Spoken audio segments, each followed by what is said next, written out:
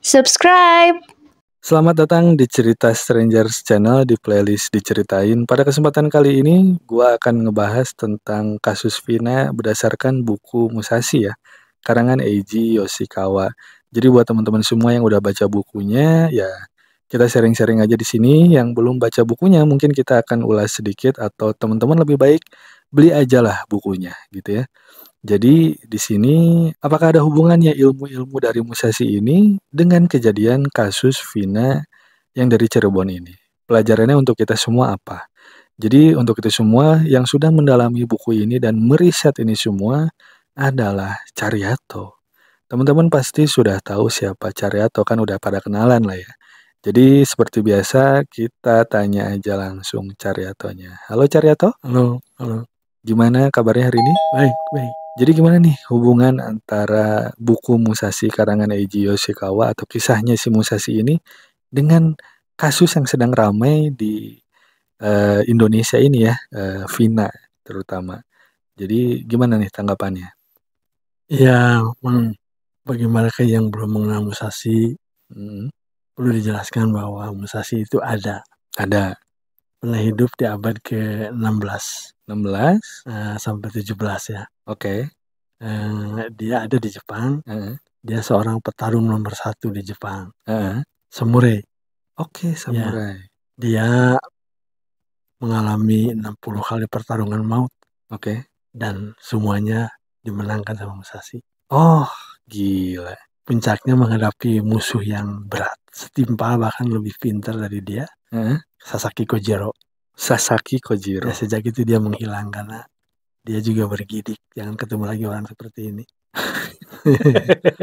Nah, itu cerita singkat Musashi, itulah puncaknya seperti itu. Oke. Hanya memang kalau saya baca ada beberapa pelajaran dari kisah hidup Musashi ini. Salah satunya dia sebagai petarung sejati ya, tidak pernah mengenal takut siapapun, bahkan dikeroyok 100 orang aja dilawan sama dia. Waduh, gila. Itu real mungkin ya, Kisah nyata ini. kisah nyata, tapi dia memang lari kembali membunuh 5 orang, lari kembali, itu tenaganya harus benar-benar, karena diburu sama dia diburu sama keluarga Yoshioka waktu itu. Oke. Nah, jadi sebetulnya dia mengatakan bahwa seorang petarung sejati dia berani, tapi dia lari menghindar. Kalau perlu dia tidak bertarung. Oh, Dia menghindari pertarungan. meskipun sebenarnya dia bisa ngalahin orang itu. Maksudnya dia bisa melawan tapi dia tidak mau. Menghindar Dengan beberapa pertimbangan ya. Mungkin pertama situasi, dan kedua ngapain lah. Ini efeknya tidak bagus buat saya misalnya. Atau mungkin juga tidak bagus untuk orang lain.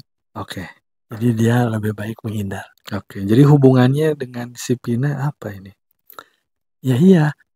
Musashi itu kan walaupun dihina, misalnya kamu pengecut, kamu kok melarikan diri gitu kan, menghindar, nggak peduli Musashi. Karena dia seorang petarung sejati, dia tahu, don't care lah gitu. Dia tetap saja menghindar, pergi, menghilang.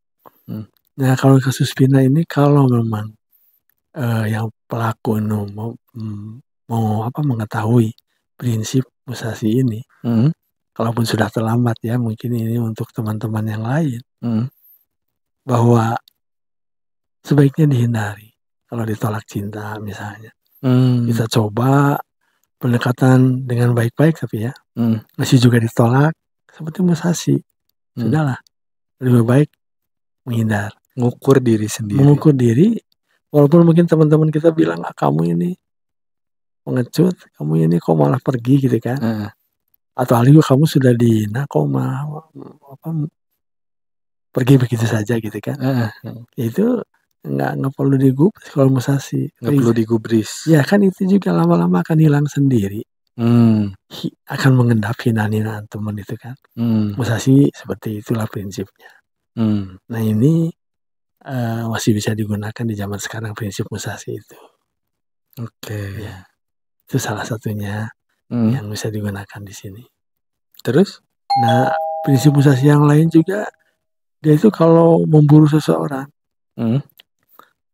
perlu dihilangkan misalnya.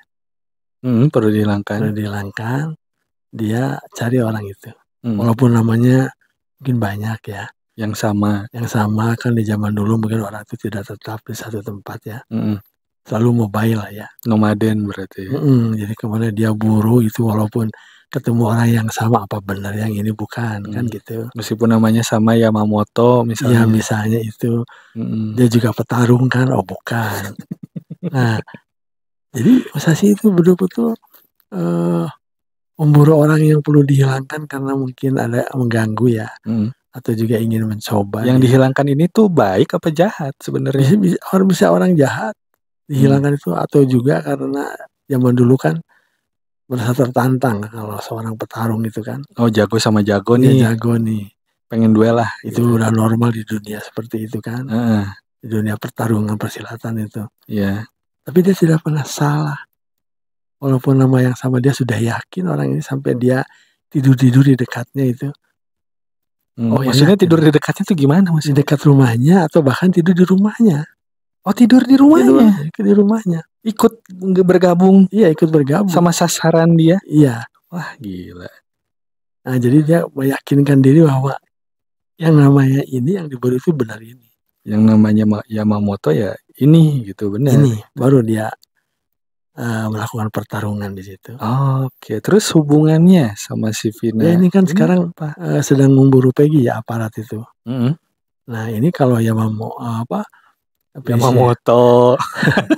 kalau prinsip Musashi ini digunakan, itu bukti-buktinya harus benar-benar Musashi itu berhari-hari, berbulan-bulan, harus yakin benar ini. Jadi kalau bukti-bukti sudah kuat baru dilakukan penangkapan kan gitu. Ya kan udah 8 tahun bos, gimana ini? Apanya? Kasusnya kan udah 8, masa dari 8 tahun gak ketemu? Ya ini kan kalau prinsip Musashi digunakan, saya kira gampang saja, apalagi aparat kan sudah ahlinya ya. Jangan sampai kita berharap tidak salah tangkap gitu. Karena ya digunakan prinsip Musashi, dia tidak berani bergerak sebelum benar-benar yakin orang ini. Benar? Iya benar, karena memang bisa dibayangkan kalau orang itu dihilangkan sama Musashi dan salah. Iya. Kacau. Jadi ini prinsip yang kedua Musashi ini, mudah-mudahan juga aparat bisa menghayati seperti halnya Musashi itu ya. Sehingga benar-benar yang bersangkutan benar adanya. Kalau tidak ya sangat disayangkan kan gitu. Saya kira itu prinsip Musashi yang bisa dihubungkan dengan Vina. Oke, jadi kesimpulannya semoga pelaku atau polisi dari pihak kepolisian semoga tidak salah tangkap. Terus yang pertama tadi, semoga kita bisa belajar dari kisah Musashi yang disampaikan sama Cariato. Intinya itu aja. Jadi terima kasih teman-teman semua yang sudah nonton video ini. Jangan lupa like, share, dan subscribe. Yang gak suka dengan video ini ya gak apa-apa, jangan ditonton. Terima kasih, gua di sini pamit, Cariato pamit. Ya. Sampai jumpa di DWS, diceritain with strangers selanjutnya.